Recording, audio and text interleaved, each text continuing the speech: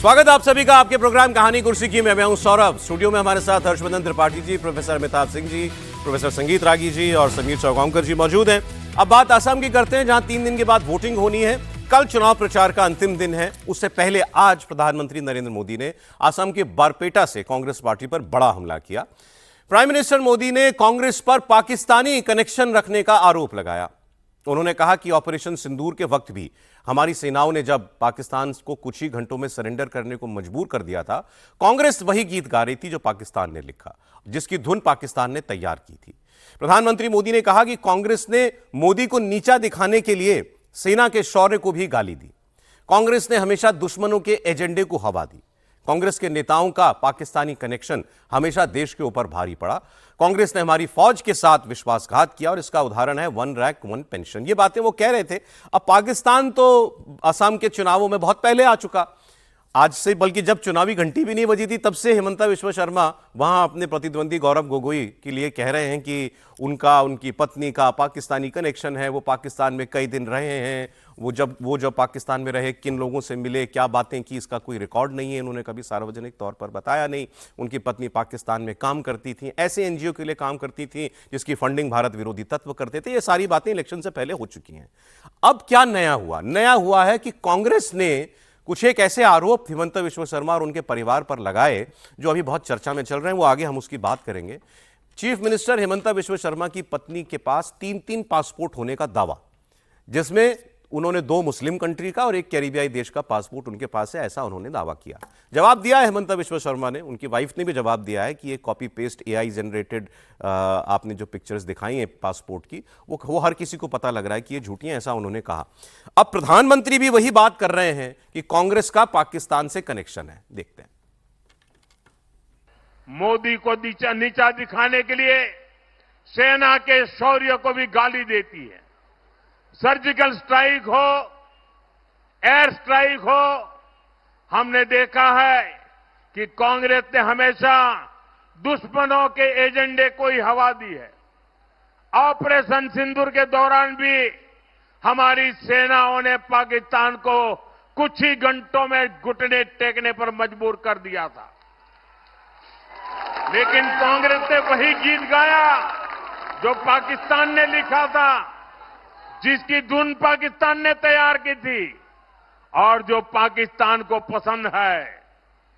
कांग्रेस नेताओं का ये पाकिस्तान कनेक्शन हमेशा देश पर भारी पड़ता है।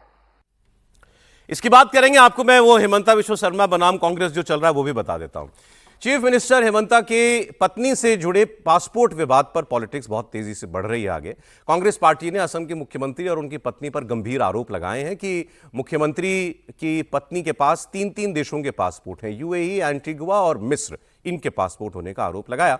हिमंता बिस्वा शर्मा की वाइफ पर अमेरिका में एक कंपनी खोलकर पैसे लगाने का भी आरोप लगाया गया है। यह भी दावा किया है कांग्रेस ने कि हिमंता बिस्वा शर्मा की पत्नी के पास दुबई और अमेरिका में बेनामी संपत्ति है। इन आरोपों में 52,000 करोड़ रुपए की संपत्ति होने का दावा किया गया। चीफ मिनिस्टर हिमंता बिस्वा शर्मा ने कांग्रेस के आरोपों को झूठा और फेक बताया। उन्होंने कांग्रेस की तरफ से पेश किए गए डॉक्यूमेंट्स को फोटोशॉप डॉक्यूमेंट्स कहा है, एआई जनरेटेड कहा है। पूछा है कि इसके लिए पाकिस्तानी सोशल मीडिया से उन्होंने मदद क्यों ली। उन्होंने कहा कि असम का इलेक्शन पाकिस्तान में ट्रेंड क्यों कर रहा है, पाकिस्तान के टीवी चैनलों पर यह बातें क्यों हो रही हैं जो कांग्रेस पार्टी यहां मेरे खिलाफ करती है। ये जो वीसा पासपोर्ट प्रोड्यूस किया है, इसको अगर आप गूगल रिवर्स सर्च करते हैं तो ये सीधा चला जाएगा एक पाकिस्तानी सोशल मीडिया ग्रुप में, पाकिस्तानी आजमान। वहां में लॉस्ट एंड फाउंड दिखाई देते हैं। वहां में 2 मुस्लिम लोगों ने अपना वीसा पासपोर्ट लॉस्ट होने का इंफॉर्मेशन दिया था। उन्हीं का डेटा यूज करके रिनिकी का फोटो को सुपर इम्पोज करके कल ये बनाया गया। हमारे सबसे जो बड़ा एलिगेशन है, भाई आप पाकिस्तानी सोशल मीडिया ग्रुप से क्यों मदद ली? पहले ही हमारा एलिगेशन है गौरव और पाकिस्तान आर इन टच, और ये पूरा जो कागज बनाया original goes to a Pakistani social media group name Pakistan in Ajman, ये ग्रुप का नाम है ना, ये ग्रुप से ही पूरा सीज लिया गया है, Pakistani in Ajman, this is the name of the group. तो हमारे बारे में जो बोला है, we will go to the court of law everything, but मेरा खरा एलिगेशन है, why Pakistan is helping Gaurav Gogoi. When you use this allegation with fabricated documents to influence a result or outcome of an election, then it attracts higher penal provision, and the punishment for that is life imprisonment. Yesterday my wife has filed an FIR, and I am sure that police will register the case in appropriate section of law and take necessary action. But why I have came before you today? Because during our research we found the entire material of the press conference which has taken place yesterday was supplied from a Pakistani social media group. Himanta मिश्र शर्मा की wife Riniki भूया शर्मा, उनके x post के जरिए उन्होंने कांग्रेस पर पलटवार किया। उन्होंने लिखा है कि आपकी तपस्या में ही नहीं, क्योंकि पवन खेड़ा प्रेस कॉन्फ्रेंस की थी उन्होंने इसकी, तो पवन खेड़ा के ऊपर जो तपस्या वाला तंज उन्होंने किया कि आपकी तपस्या में ही नहीं बल्कि एआई जनरेशन और फोटोशॉपिंग में भी कमी रह गई। उन्होंने आगे लिखा है कि एक राष्ट्रीय पार्टी के प्रवक्ता से मेरी अपेक्षा थी कि वो बुनियादी सावधानी बरतते, ना कि काल्पनिक पासपोर्ट और दस्तावेजों की घटिया तरह से बनाई गई तस्वीरें जारी करते। रिनिकी शर्मा ने पोस्ट के जरिए बताया कि अब मामला लीगल हो गया है, आगे की कार्रवाई कोर्ट में होगी। अब मामला जो सफाई जो दे रहे थे अभी हेमंत विश्व शर्मा, वो क्या था? वो ये कह रहे थे, बाकी निकाला होगा इसका डिटेल त्रिपाठी जी ने, कि पाकिस्तान में किसी आदमी का पासपोर्ट खोया, उसने उसकी ऑफिशियल कंप्लेंट की, उस पासपोर्ट की प्रतियां जो हैं वो सोशल मीडिया पर उपलब्ध थी, वो डॉक्यूमेंट उठाया गया, उसी के बाकी डिटेलिंग उसी डॉक्यूमेंट की ली गई और उसमें फोटो और नाम पता डाल दिया गया रिनिकी भूया का। ये हेमंत शर्मा का, विश्व शर्मा का मोटा मोटा पलटवार है, यही है ना सर? नहीं, निश्चित तौर पर ये है। और उसमें जो ज्यादा गंभीर मसला है कि बाकायदा पाकिस्तानी फेसबुक पेज है, एक सोशल मीडिया पेज है, उसने जिस कॉन्स्पिरेसी थियरी को जन्म दिया, उसी कॉन्स्पिरेसी थियरी पर पवन खेड़ा जा रहे हैं, ऐसा हेमंत विश्व शर्मा ने कहा। हेमंत विश्व शर्मा का यह कहना है कि बाकायदा इसमें पाकिस्तानी शामिल हैं जो इस तरह का प्रोपेगेंडा कर रहे हैं। जो मूल आरोप क्या था कि 3 पासपोर्ट है, अब उन पासपोर्ट के जिस तरह से बना है, वैसे तो हेमंत विश्व शर्मा ये भी कह रहे हैं कि मैं जरूर शर्मा लगाता हूं, लेकिन मेरी पत्नी अपने किसी भी ऑफिशियल डॉक्यूमेंट में शर्मा नहीं शर्मा लगाती है, यानी SA की जगह SHA होता है। और एक जो दूसरी बात उन्होंने कही, और ये उसमें नहीं है, उसमें नहीं है, उसमें शर्मा लिखा हुआ है। तो एक जो दूसरा उन्होंने कहा कि व्योमिंग में एक अमेरिकी कंपनी बना ली गई क्योंकि वो टैक्स फ्री है, टैक्स हेवन के तौर पर उसको अमेरिका में जाना जाता है। लेकिन उसका जवाब तो और गजब दिया हेमंत विश्व शर्मा ने। उन्होंने 99 या $199 पे एक कंपनी बना दी, गोगोई एलिजाबेथ 786। फिर से दोहराऊं ना, गोगोई एलिजाबेथ 786। तो गौरव गोगोई, उनकी पत्नी एलिजाबेथ और 786, ये करके एक कंपनी हेमंत विश्व शर्मा ने रजिस्टर कराई और कहा देखिए ये मैं भी करा सकता हूं। अब इसमें बाकायदा जो जर्नलिस्ट ने भी फैक्ट चेक किया, अलग अलग एजेंसी ने फैक्ट चेक किया है कि जो पवन खेड़ा जी की प्रेस कॉन्फ्रेंस है उसमें उन्होंने जो वेमिंग की कंपनी की बात की है, उस कंपनी का रजिस्ट्रेशन ही 3 अप्रैल को हुआ है।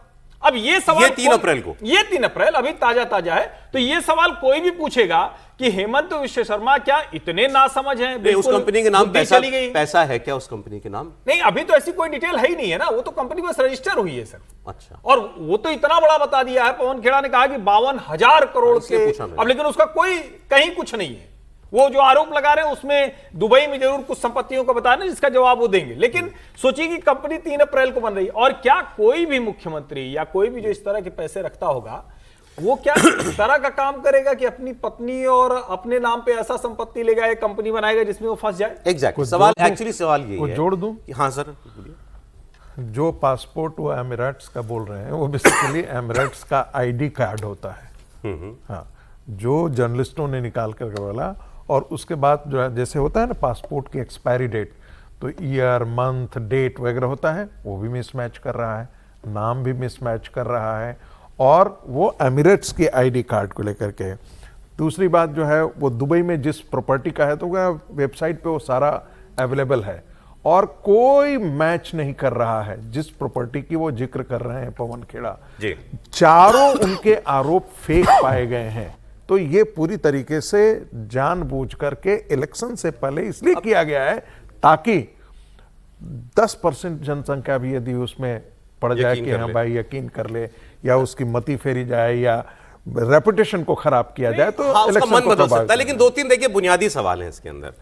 पहले चीफ मिनिस्टर की वाइफ या फॉर दैट मैटर किसी नेता, किसी भी नेता की भी कोई भी फैमिली मेंबर, वो 3 पासपोर्ट क्यों रखेगा?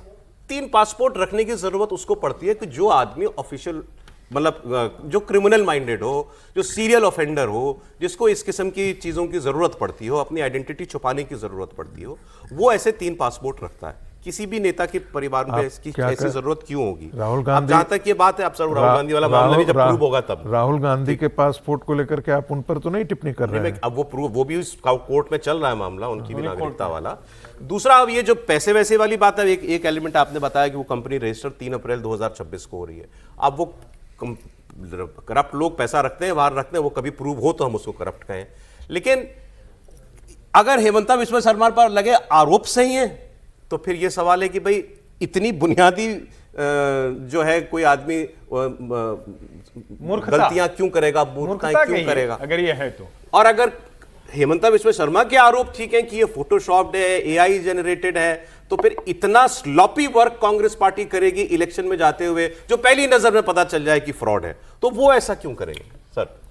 निश्चित रूप से मुझे लगता है कि जिस तत्परता के साथ हेमंत बिस्वा शर्मा की वाइफ ने रात को जाकर एफआईआर दर्ज कराई, शिकायत दर्ज कराई, हेमंत बिस्वा शर्मा ने जिस तरीके से पत्रकार वार्ता ली और पूरा बात सामने किया, तो मुझे लग रहा है कि इसके अंदर वो बहुत कॉन्फिडेंट है कि उनके खिलाफ जो आरोप लगाए गए वो आधारहीन है, तथ्यहीन है, उसका कोई सबूत नहीं है। और जिस तरीके से कल सुधांशु द्विवेदी ने भी इस पत्रकार वार्ता लेकर इस बात का जिक्र किया है, मुझे लग रहा है कि कांग्रेस थोड़ी गलती कर दी। अब चुनाव के 72 घंटे वोटिंग के पहले कांग्रेस को लगा कि आसाम हमारे हाथ से निकल रहा है, तो क्या कोई ऐसा कुछ नया हो सकता है कि जिससे पूरा पवन खेड़ा जी मुसीबत में ना पड़ जाए? मुझे तो पवन खेड़ा तो पार्टी ने कहा होगा, शर्मा इनके बारे में कह रहे हैं कि इन्होंने, मतलब भाई जो पत्रकार वार्ता लेगा, जो आरोप लगाएगा, एफआईआर उसी पर दर्ज होगी।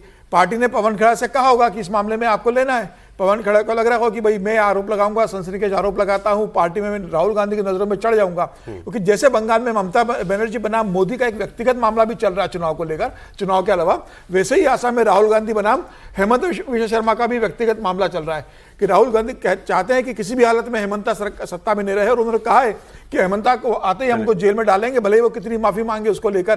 तो राहुल गांधी का जो पर्सनल ईगो या पर्सनल झगड़ा हेमंता के साथ है, उसको लेकर मुझे लगता है कि पवन खेड़ा ने कोशिश की होगी कि डॉक्यूमेंट्स आए, इसको लेकर हम सनसनी फैलाते हैं, और अगर ये चल गया, लड़ाई पर्सनल है, आप कह रहे हैं? पर्सनल है, बिल्कुल राहुल गांधी में और उसका पर्सनल लड़ाई है। लेकिन इसका एक और पहलू सिर्फ कि जो ये तब जब हुई कि हेमंता तो मुसलमान नफरत की राजनीति करते हैं और उनकी पत्नी ने देखिए 2 मुस्लिम देशों के पासपोर्ट लिए, तो थोड़ा और संदेह बढ़ जाता है। प्रथम दृष्टया अगर मेरे जैसा कोई एक इंडिपेंडेंट व्यूअर भी इसको देखे तो कहेगा ये पॉलिटिक्स हो रही है। कई दिनों से हेमंता बिस्वा शर्मा पाकिस्तान से जोड़ रहे हैं गोगोई साहब की पत्नी को, और उनकी ट्रेनिंग ही इनके पिताजी के साथ हुई है, तो वो पॉलिटिक्स ही यहाँ रिफ्लेक्ट करता है।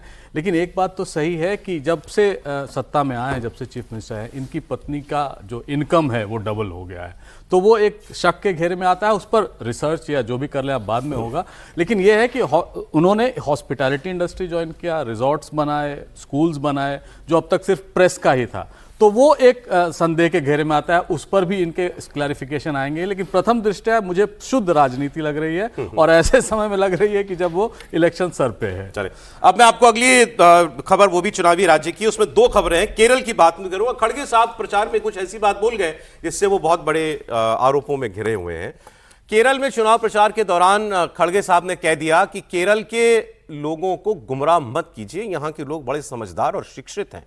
फिर आगे उन्होंने कहा कि मोदी और विजयन, केरल के सीएम मोदी और विजयन गुजरात या दूसरी जगहों के अनपढ़ों को मूर्ख बना सकते हैं, केरल के लोगों को मूर्ख नहीं बना सकते। Don't misguide the people of Kerala. They are very clever. They are educated. Modi ji, Vijay, you both can fool people who are illiterate in Gujarat or in other place, but you can't fool Kerala people. अब कैसी बात कर गए खड़गे साहब, क्यों इतनी loose ball Congress के लोग कभी कभी बीजेपी को दे देते हैं?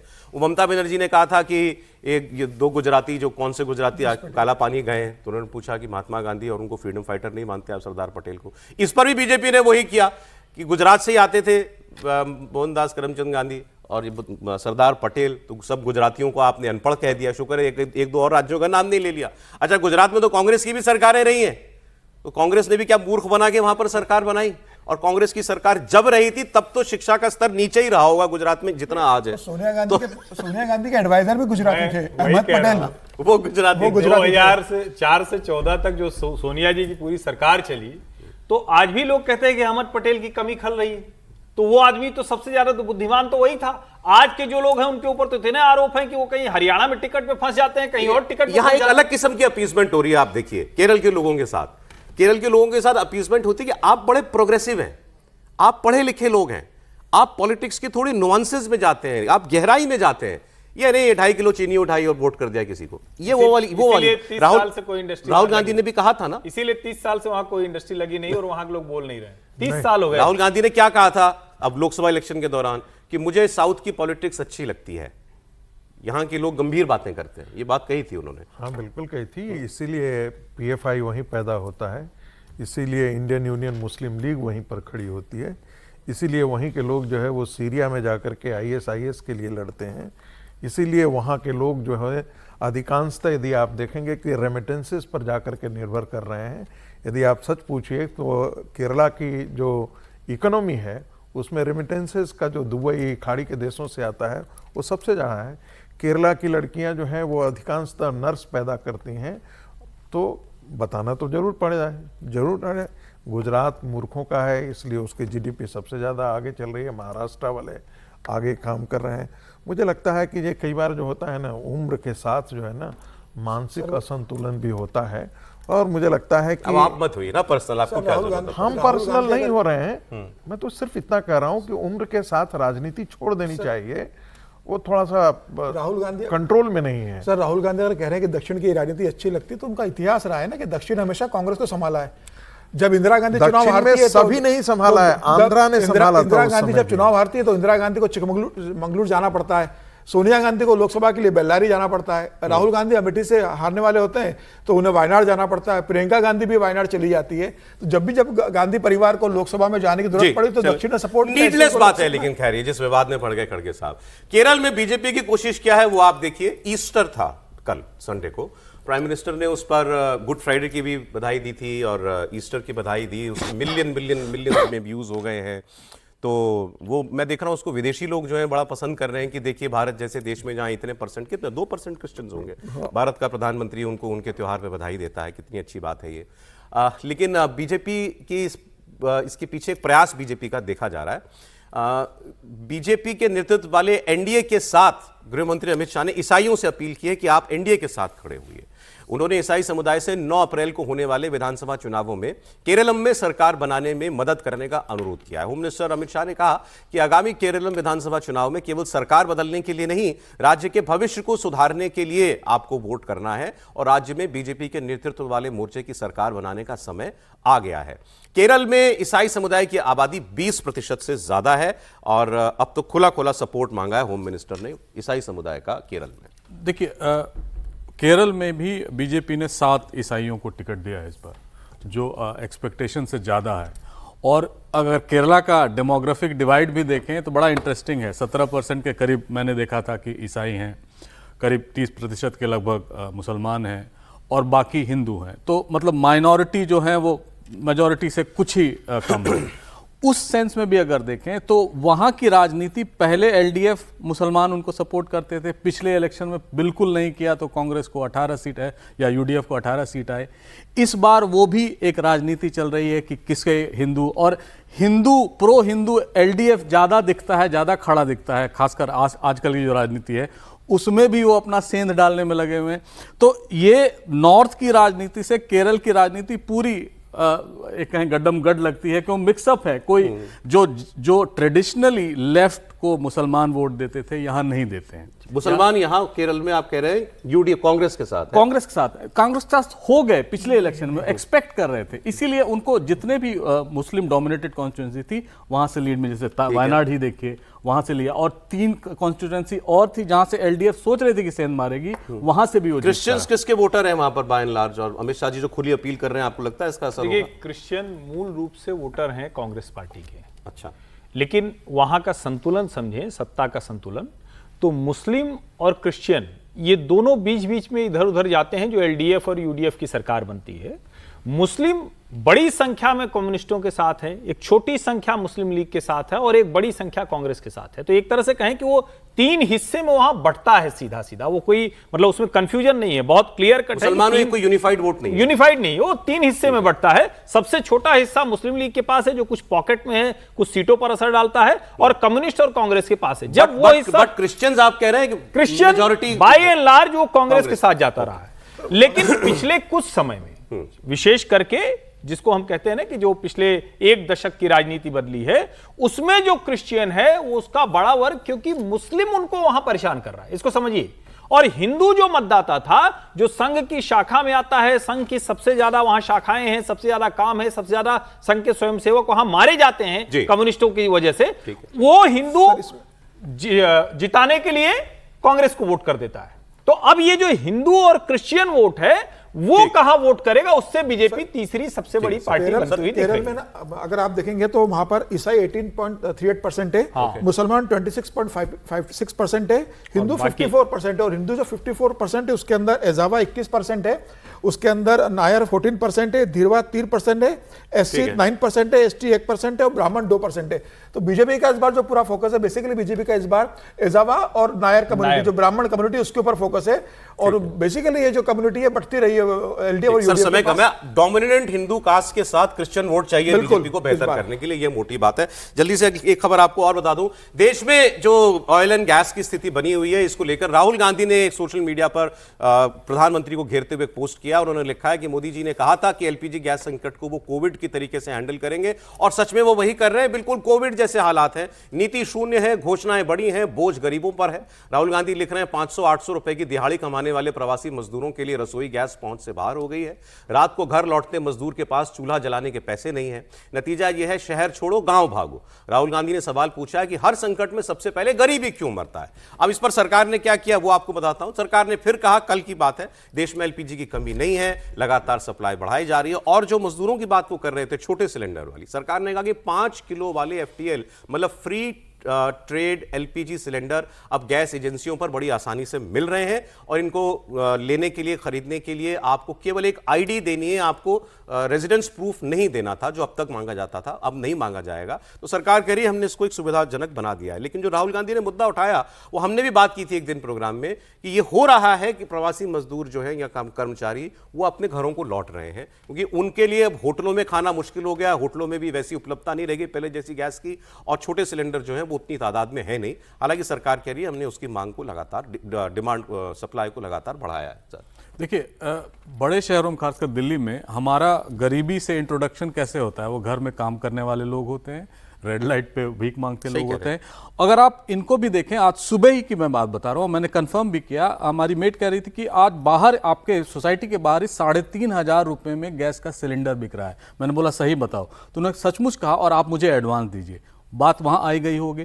दूसरा, अभी शादी का सीजन शुरू हो रहा है 14 मार्च से, जब सबसे ज्यादा गैस की जरूरत पड़ती है, और कई जगहों पर, जैसे मैंने देवरिया से एक इंसिडेंस देखा कि वहां जो श्राद्ध का होता है, जो रहने वाली चीजें जैसे चावल या दाल, वो लकड़ी में पका रहे हैं, और जो गर्म चीजें जैसे कचौरी या पूड़ी उस टाइप की चीजें, वो गैस सिलेंडर में उसको यूज करा। तो प्रॉब्लम जेन्युइन है, ठीक है सर, और उसको कन्फ्रंट करना ही होगा। सर बहुत छोटे में, लेकिन राहुल गांधी ने कोविड से तुलना कर दी इसकी, वैसे हालात है। देखिए, मुझे लगता है वैसी हालात नहीं है, और जो कह रहे हैं एकाध अपवाद मिल सकता है, लेकिन इतनी बड़ी, जिसे कह सकते हैं इतने बड़े स्तर पर किल्लत हो, मुझे ऐसा नहीं दिखाई दे।